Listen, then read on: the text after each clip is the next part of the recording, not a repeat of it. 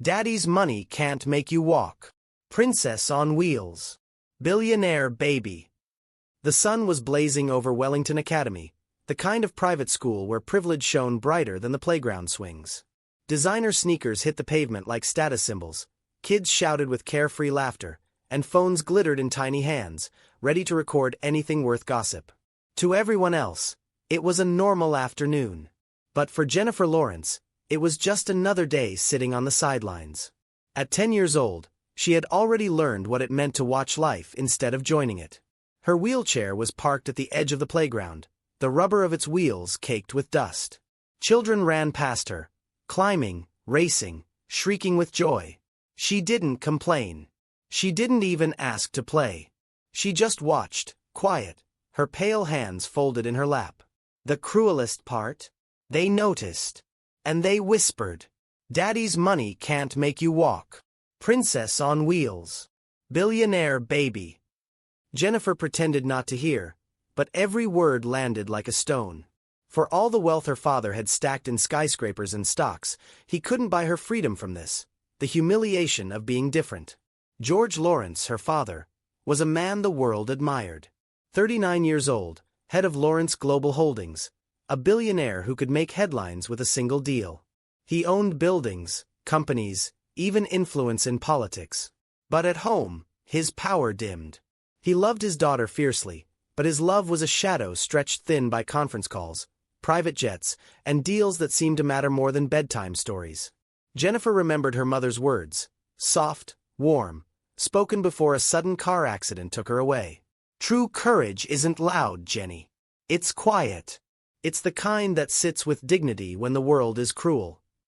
She held on to those words like armor. Because at Wellington, cruelty came dressed in polished shoes and silk ribbons. This is where our story begins. Not in the boardrooms where George Lawrence won battles, but on a dusty playground where his daughter faced a fight he couldn't see. A fight that would one day shake his empire, not with power or wealth, but with the courage of a boy the world overlooked. This is Tales by Amani, where hidden struggles, untold courage, and shocking twists come to life. Subscribe right now, tap the like button, and turn on the notification bell so you never miss a story that matters. And drop a comment below. Tell us which city you're watching from. Jordan Freeman never blended in at Wellington Academy. Not because he wanted attention. The opposite. He kept his head down, walked the halls with quiet steps, and tried to disappear in a sea of pressed uniforms and polished shoes. But even silence can't protect you when kids are trained to sniff out difference. He was 12, sharp-eyed, wiry, and faster than he looked. His sneakers weren't Nike or Yeezy. They were hand-me-downs with scuffed sides, tied tight so they'd last. His backpack didn't have a logo. His lunch didn't come in shiny packaging. The whispers followed him anyway. Scholarship boy. Welfare kid. Hope he doesn't steal your pencil. He pretended not to hear, but he always did. The words stuck, like gum under a desk, ugly and impossible to scrape off. Jordan had something most of those boys didn't. A father who had taught him the difference between power and strength. Horace Freeman had been a boxer. Not famous, not rich, but disciplined. He worked days on construction sites, nights at a rundown gym, and always made time for his boy. Jordan remembered the way his father's voice filled the room when the gloves were on. Strength isn't about hurting, son. It's about protecting. Anyone can throw a fist. It takes real control to know when not to. Horace died young, a sudden illness that snatched him away when Jordan was only 7. The funeral was simple, but the lesson stayed. Jordan still trains the way his dad taught him, in a dusty community gym where the floors creak and the heavy bag smells like old leather. He jumps rope until his lungs burn, shadow boxes until sweat drips into his eyes, and whispers his father's words like a prayer. Protect. Don't provoke. Never fight for ego. At night, when the apartment is quiet and his mother's shift hasn't ended yet, Jordan sometimes sits with his father's old gloves. They're cracked, faded, but still strong. Just like the code he left behind. Wellington Academy wasn't built for boys like Jordan. It was a palace for the wealthy. Marble floors, black Mercedes lined at the gate, and last names carved into plaques on the auditorium wall. Every corner dripped with money. Jordan didn't belong, and everyone made sure he knew it. He ate his lunch on the far bench by the fence. His food was simple: peanut butter sandwiches, apples, rice in a small container. Around him, kids swiped cards for sushi, pizza, milkshakes. His thrift store shoes squeaked against polished floors, a soundtrack for whispers. Bet his mom cleans houses. Bet his dad's in jail. The lies didn't even sting anymore. What stung was the laughter that followed. Still, Jordan didn't explode. He didn't shout back.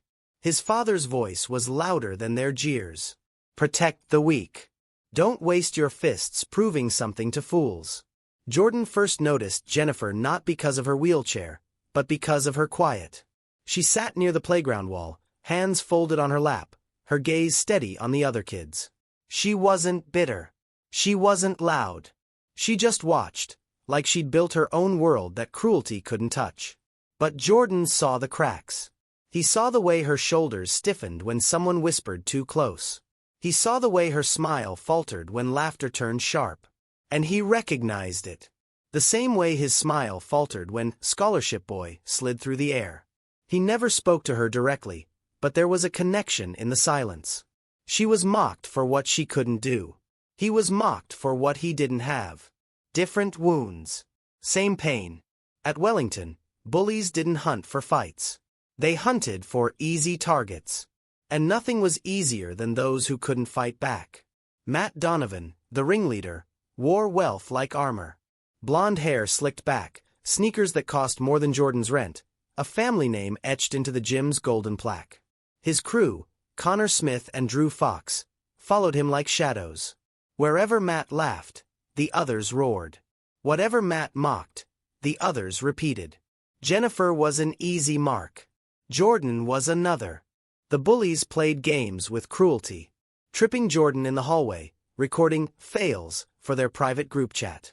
Spinning Jennifer's wheelchair when teachers weren't looking, calling her Princess on Wheels.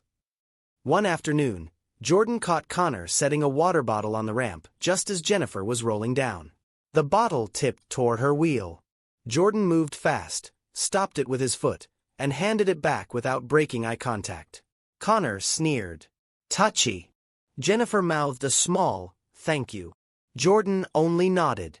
It was small, forgettable to anyone else. But Matt saw. And Matt didn't forget. By the end of the week, a rumor rippled through 6th grade. Matt had cooked up a challenge. Something epic, filmed on the playground, guaranteed to go viral. Everyone knew what epic meant when Matt said it. It meant someone would get humiliated, and everyone else would laugh. Phones were already ready. Whispers ran faster than the teachers could catch. And Jordan felt the air change. He'd grown up reading people the way his father read opponents in the ring. Shoulders tense. Smiles too sharp. A crowd suddenly too interested in one direction. He felt it in his chest. Something ugly was coming. That afternoon, Jennifer sat in her usual spot at the edge of the playground wall, watching kids climb the jungle gym. The sun threw long shadows. Matt and his crew circled closer, their phones half raised, their laughter a little too loud. Jordan stood near the bike rack, tying his shoelace that didn't need tying. His jaw clenched. His father's words came back, steady as ever.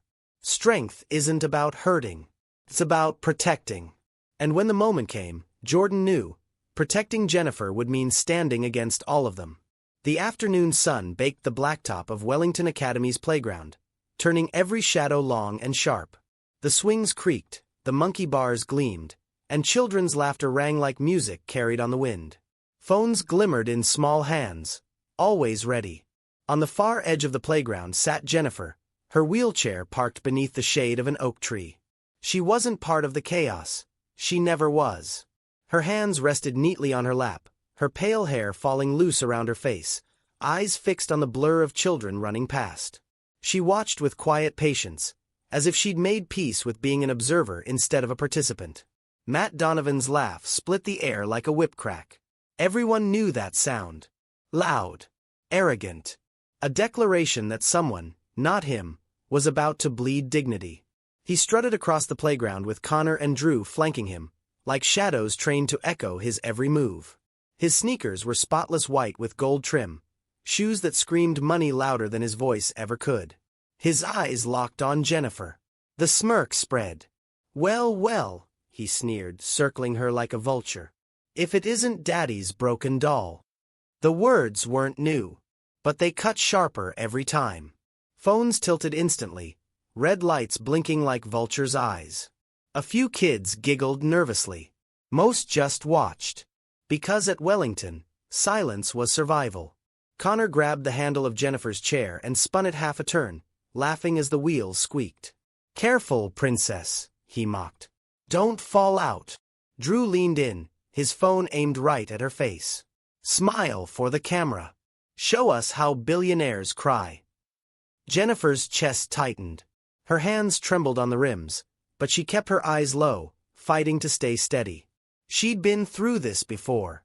Survive the moment. Endure the laughter. Let it pass. Matt bent down, his smirk dripping with venom. "Daddy's money bought the chair.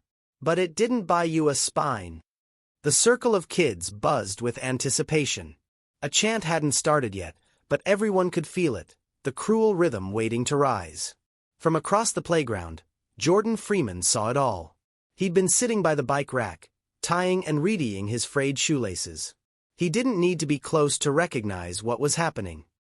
He knew the signs, the way Matt's laugh carried, the way the crowd pressed in, the way Jennifer's chair spun helplessly under someone else's hand. He rose. Not fast. Not dramatic. Just steady, each step measured like the ticking of a clock. At first, no one noticed him. All eyes were on Jennifer, on the bullies, on the recording phones. Until Jordan bent down, picked up Jennifer's bag from where it had fallen, brushed the dust off, and placed it gently on her lap. The crowd blinked, confused. This wasn't the show they'd expected. Matt turned, smirk widening. "Well, well. The scholarship boy." His voice oozed contempt. "Come to play night in shining sneakers?" Connor snorted. "Careful. Hero. Don't trip. Those shoes look like they belong in a museum." Laughter exploded. Phones tilted higher. But Jordan didn't laugh. Didn't even twitch. He stood between Jennifer and the boys, his shoulders squared, his voice calm. "Enough," he said. "Just one word. Quiet. Firm. Final." The laughter faltered for a heartbeat. Then Matt shoved him hard in the chest. Jordan staggered but planted his feet again. "You don't tell me what's enough," Matt spat. Another shove. Connor joined in, shoving from the side. "Fight us, scholarship boy. Show us what you've got." The crowd leaned in. Phones zoomed. Matt's fist curled, knuckles white. Pulling back for a punch meant to crown him king of the moment. Kids gasped, some with glee, some with dread. This was the climax they'd been waiting for. But Jordan didn't swing back. He moved. Matt's punch sliced through nothing but air.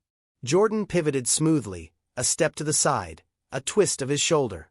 Matt's own weight betrayed him, and with a light redirection from Jordan's palm, the golden boy of Wellington pitched forward, crashing into the dirt.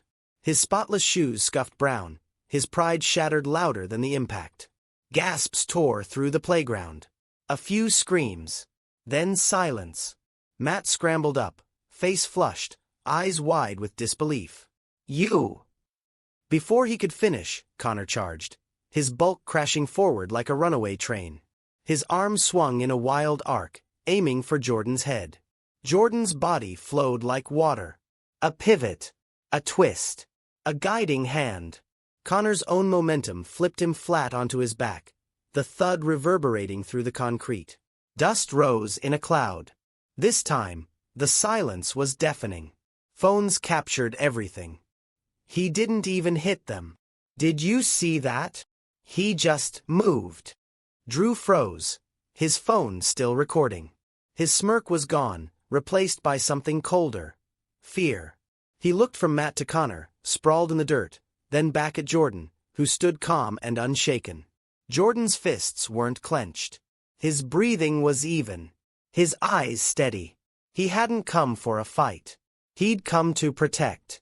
Jennifer looked at him, her own breath caught in her chest. For the first time in a long time, she didn't feel alone. She didn't feel small. She felt shielded. Matt dragged himself to his feet again, dust coating his uniform. His arrogance was cracking, desperation seeping through. He lunged one more time, clumsy, wild. Jordan sidestepped with precision, guiding him past with nothing but balance and patience. Matt slammed into the ground again, his knees scraping against the blacktop. Laughter finally erupted. But it wasn't his laughter anymore. It belonged to the crowd. Phones shook as kids tried to record through the chaos of disbelief. The untouchable Prince of Wellington was being dismantled without a single punch. Matt panted, trembling, pointing a finger at Jordan. "This isn't over." His voice cracked, empty of its usual authority. Jordan didn't reply, didn't gloat. His silence spoke louder than any insult ever could. The playground, once roaring with cruel laughter, was transformed. He didn't fight. They fell on their own. Did you see how calm he was? For the first time, Jennifer wasn't the center of mockery. She was the witness of something greater. The eyes that once pitted her now looked at Jordan, and at her, with something different. Respect. Jordan adjusted her bag more firmly on her lap, then positioned her chair back toward the playground, as if restoring order to a world that had tipped. Jennifer's voice was small, trembling, but clear enough for him alone. "Thank you." Jordan gave a single nod. No smile. No celebration. Just the quiet dignity of a boy who had honored his father's code. The playground was still buzzing from what had just happened. A few kids whispered, some stood frozen, while others replayed the scene in their heads. Matt and his friends lay scattered in the dirt, their pride bruised more than their bodies. Jennifer sat trembling in her wheelchair, clutching the strap of her bag that Jordan had picked up for her eyes wide with disbelief. Jordan himself stood calmly, chest rising and falling with steady breaths, his face unreadable. But peace never lasts long when the powerful feel exposed. The sharp sound of shoes clicking against concrete broke through the silence. A teacher was storming out of the school building, her voice already raised before she even reached the group. "What is going on here?" she barked, eyes narrowing at the scene. Her gaze fell not on Matt or the other bullies, but on Jordan, the lone black boy standing tall while the others were still sprawled across the ground. To her, the story was already written. "You!" she snapped, pointing at him. "What do you think you're doing?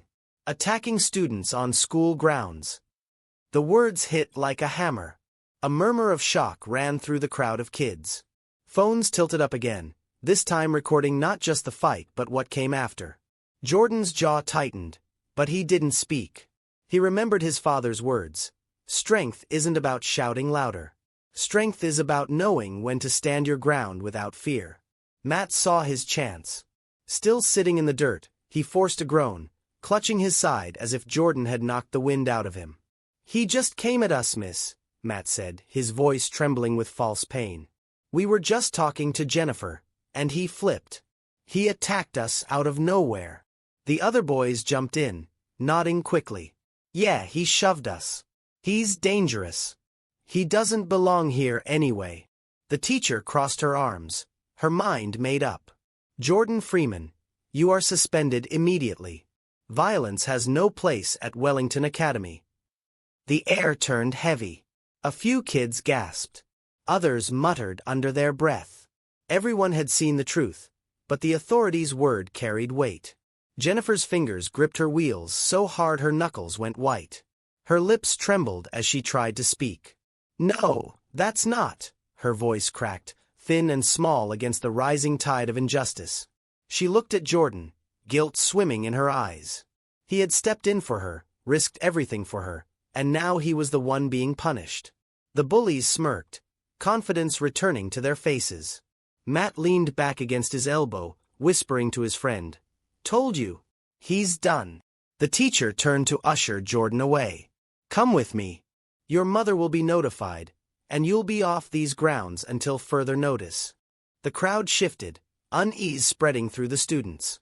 They had all seen what really happened. They had seen Jennifer's chair spun like a toy, heard the cruel names, Daddy's broken doll, and watched Jordan stand firm without throwing a single punch. Yet the story was being twisted right in front of them. And then came a voice, small but clear. Wait. All eyes turned. Tessa Reeds, a quiet girl from Jennifer's class, stood near the back of the group, holding her phone in the air. Her hand shook slightly, but her face was steady. I recorded everything. For a moment, no one moved. Even the teacher froze. Tessa pressed the screen, and sound filled the playground. Cruel laughter. Matt's voice sharp and mocking. Daddy's broken doll. Jennifer's desperate cry. Stop, please. The camera shook as the bullies spun her wheelchair, their faces full of cruel delight. And then Jordan appeared in the frame. Calm, composed, returning Jennifer's bag, standing between her and the pack. The footage showed every shove, every taunt. It showed Matt swinging wildly, missing, and stumbling into the dirt all by himself. It showed another boy charging, only to trip over his own feet as Jordan sidestepped. Over and over, the evidence made one thing clear. Jordan never attacked. He defended, without a single strike. Gasps filled the air. Whispers turned into louder voices. He didn't hit them. They were the ones bullying. She has proof. The teacher's face drained of color. Authority had been absolute, until the truth became undeniable. Now, the students' eyes weren't on Jordan. They were on her. You're going to suspend him, a boy shouted from the crowd. When we all saw what really happened. Justice, another voice rang out. And then another. Soon the chant grew. Justice, justice, justice. Phones weren't just recording Jordan anymore. They were recording the teacher, her hesitation, her embarrassment, the way she struggled to regain control. Matt's face flushed red. He scrambled to his feet, stammering. She edited that video. It doesn't show everything. But the crowd wasn't buying it. His words drowned under the chant echoing across the playground. Jennifer finally found her courage. Her voice cracked but carried weight now. Jordan saved me. You all saw it. Without him, I don't know what would have happened. She turned her eyes up at Jordan, her small hands trembling on the wheels of her chair. You didn't just defend me, she whispered, just loud enough for him to hear. You showed me I don't have to be small. Jordan met her gaze, and for the first time that day, a small, quiet smile tugged at his lips. He didn't need applause. He didn't need chants. He had defended someone who needed it, just like his father had taught him. But deep inside, the storm was only beginning. Because this wasn't just about one fight on a sunny afternoon. It wasn't just about a teacher's rushed judgment. This was about truth standing against power, and how far people would go to bury one and protect the other. And in that moment, with the chant of justice echoing through Wellington Academy's perfect playground, everyone realized the story had shifted. Jordan Freeman wasn't just another scholarship kid anymore. He was something far greater. The first clip hit Instagram. 40 seconds, shaky camera, clear story. Jennifer's chair spinning. Matt's voice. Daddy's broken doll. Then Jordan stepping in, calm and steady. Matt lunging. Jordan moving like water. No punches. Just control. Matt face first in the dirt. Connor flipping over his own weight. The video ended on Jennifer clutching her bag while Jordan stood between her and the boys like a shield. The caption read, Scholarship Kid Humbles Wellington Academy Bullies in 10 seconds flat. It spread fast. Faster than gossip. Faster than rumor. Within minutes, edits popped up. Slow-motion replays of Jordan's sidestep. Freeze frames of Matt's fall. Zooms on Jordan's hands. Open, never clenched. TikTok picked it up next. Someone layered soft music over the moment where Jordan placed Jennifer's bag back in her lap. Another user wrote, Notice how he never swung first. It became the top comment. People repeated it, pinned it, stitched it. He never swung first. On Twitter, a short thread went viral. This is what discipline looks like. This boy is trained. He didn't attack. He protected. Watch how he moves his feet, how he lets the bully's momentum do the work. We need to teach kids this kind of strength. Calm, controlled, purposeful. By midnight, millions had seen it. News pages noticed. First the local blogs. Then the bigger ones. Then TV. Detroit Now ran a segment. The playground clip on the left, an old photo on the right. Jordan, smaller, standing with his father in front of a battered heavy bag inside a small gym. His father's gloves were cracked at the seams, his smile tired but proud.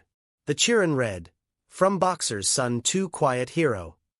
Reporters called the recreation center where Jordan trained. The old owner nodded into the camera. "Kids here almost every day. Works hard. Doesn't talk big. You can tell he learned the right way. Defense first." He pointed at the bag. "This place raised him just as much as I did." Someone found Horace Freeman's obituary and posted a line from it. "He taught his boy that strength is for protection, not pride." That line landed in 1,000 captions before dawn. At Wellington Academy, the clip turned into a mirror. Some students saw themselves laughing and looked away. Others watched themselves doing nothing and felt sick. A few kids messaged Jennifer to apologize. Others messaged Jordan and wrote, simply, "Respect." The bullies stayed quiet. For once, they had nothing to say. Far above the city, in a glass penthouse with clean lines and cold floors, George Lawrence sat at a long table alone. It was late. The skyline glowed. His laptop screen showed a merger deck. Numbers, arrows, charts. He scrolled, barely seeing any of it. His phone buzzed with a headline a friend had sent, "Billionaire's daughter targeted by bullies. Watch who stands up for her." He almost swiped it away. He was used to noise around his name. But the preview froze him, a still image of a child's wheelchair and a boy standing in front of it. He tapped. The video filled the screen. He watched Jennifer's chair spin. He heard Matt's voice. He watched his daughter's hands shake.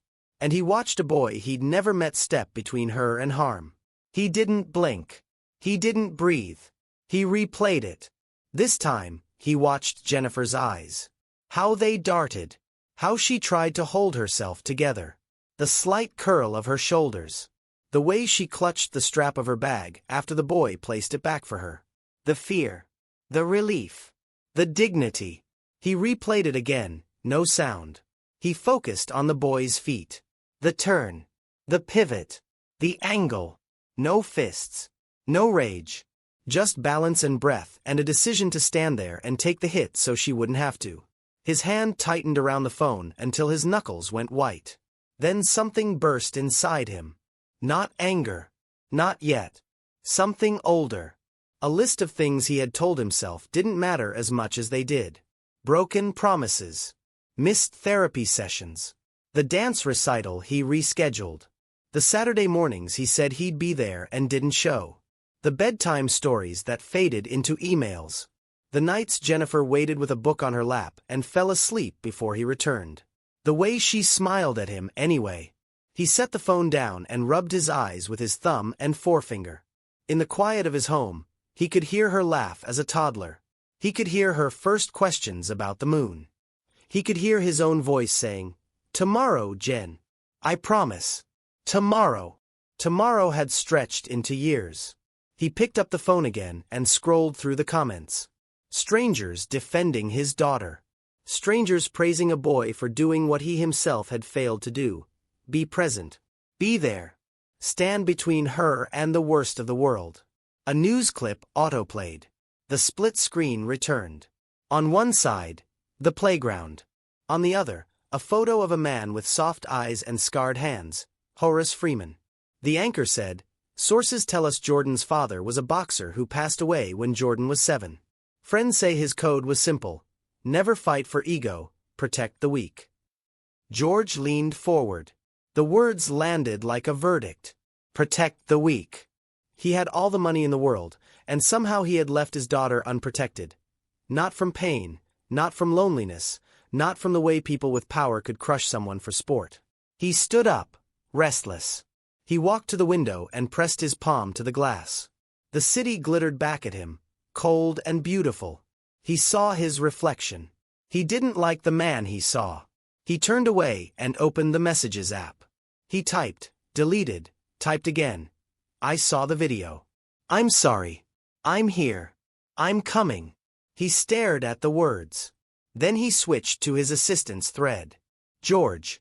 Cancel my morning. Reschedule the board. I'm going to my daughter. He set the phone down for a moment and let the silence fill the room. He thought about Wellington. He thought about the way people had looked at him there. Polite, eager, afraid. He thought about Jennifer, sitting under that oak tree, watching other kids run while he watched stock tickers run. He thought about Jordan, standing where a father should have stood. He grabbed his keys. On the ride down in the private elevator, he felt the weight of everything he had missed pressing on his chest. The doors opened to the parking level. The driver stood quickly, surprised to see him at this hour. Home? The driver asked. George shook his head. Wellington. Now. They drove through the quiet city. The clip played again in his mind as if it lived there now. The spin. The taunt. The fear. The boy. The calm. The fall. He saw each moment like a frame in a film he would never forget. He imagined walking onto that playground and finding his daughter not as a headline, not as a symbol, but as a little girl who needed her father to show up. He imagined kneeling in front of her chair, seeing her eyes and saying, I'm here. He imagined turning to Jordan and saying, thank you, and meaning it from a place deeper than pride. At a red light, his phone buzzed again. Another clip. This one from the recreation center. An old coach stood by a heavy bag, tapping it with 2 fingers.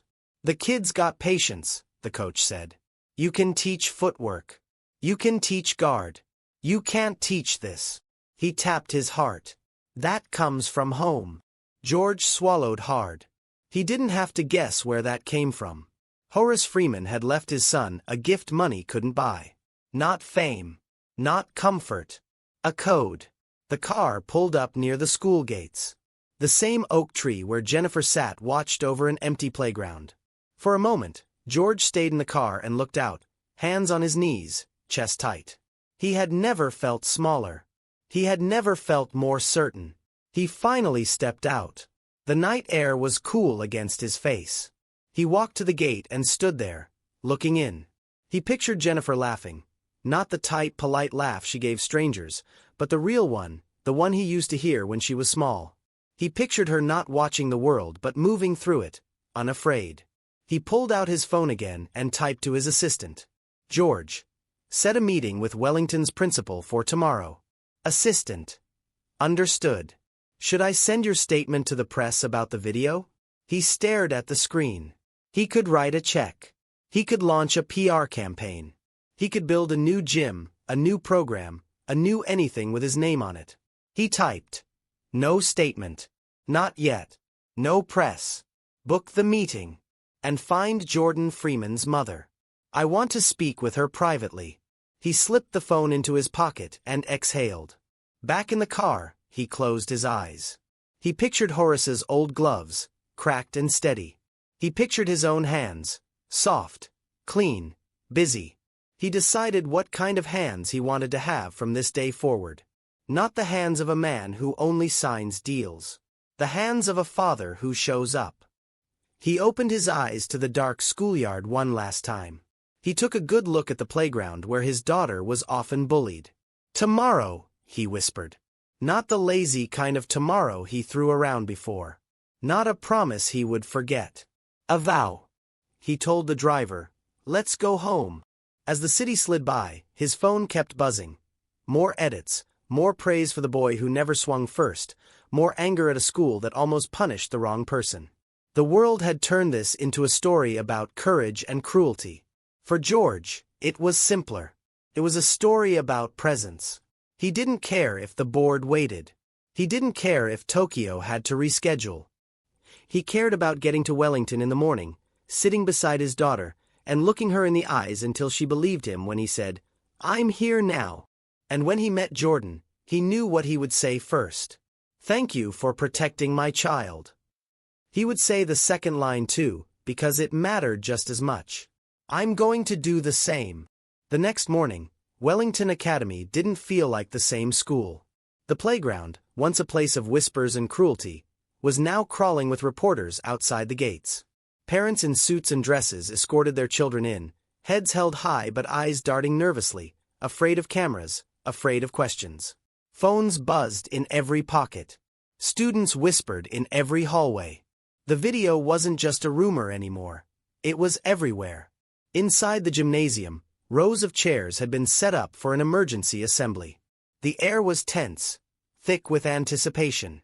The principal, a tall, stiff man with polished glasses, stood at the podium, shuffling his notes. His voice cracked as he began.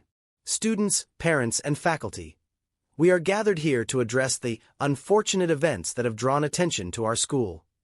Everyone knew what he meant. It wasn't just events. It was humiliation. It was the truth caught on camera. On the side of the stage, Matt Donovan and his friends sat stiffly in pressed uniforms, their parents behind them. Men and women dripping in money, their eyes darting with discomfort. Matt fidgeted, jaw clenched. His father whispered something sharp into his ear, and Matt slouched lower. In the front row, Jennifer Lawrence sat in her chair, Jordan beside her. George Lawrence stood just behind them, his face unreadable but his presence undeniable. The billionaire had cleared his schedule, rescheduled board meetings, and ignored shareholders. Today, he wasn't a tycoon. He was just a father. The principal cleared his throat again. The incident has caused harm to this community. And so, these students, he gestured toward Matt and the others, have prepared apologies. Matt stood first. His voice was flat, rehearsed. Sorry for what happened. Sorry if you felt bad. It wasn't enough. Everyone could hear it. His friends followed, their words stiff, their eyes on the floor. Silence lingered. The room felt hollow. Then, from the front row, Jennifer's voice broke through. Small at first but firm. Don't just apologize to me. Heads turned. The girl who was always quiet, always on the sidelines, was speaking. Her eyes locked on Matt, steady, unwavering. Apologize to everyone you've hurt. Every person you laughed at. Every kid you made feel small. The gym went silent. Matt froze. His cheeks burned red. For once, his usual smirk was gone. The weight of her words pinned him to the floor. Behind her, students started clapping. First one, then another. Then a cheer rose, loud, shaking the walls. Phones went up again, recording the moment. The billionaire's daughter refusing pity, demanding justice not just for herself, but for everyone. Matt's father hissed something, but it was drowned out by the roar of voices. Apologize. Apologize. Matt swallowed hard, his arrogance cracking under the pressure. Finally, he muttered, I'm sorry, to everyone. His words barely rose above the noise, but they were enough to make the crowd explode in cheers. Jennifer leaned back in her chair, her chin high. For the first time in a long time, she didn't feel like the girl in the wheelchair. She felt powerful. When the cheers died down, George Lawrence stepped forward. He wasn't a man used to speaking in school gyms, but today his voice carried more weight than money ever could.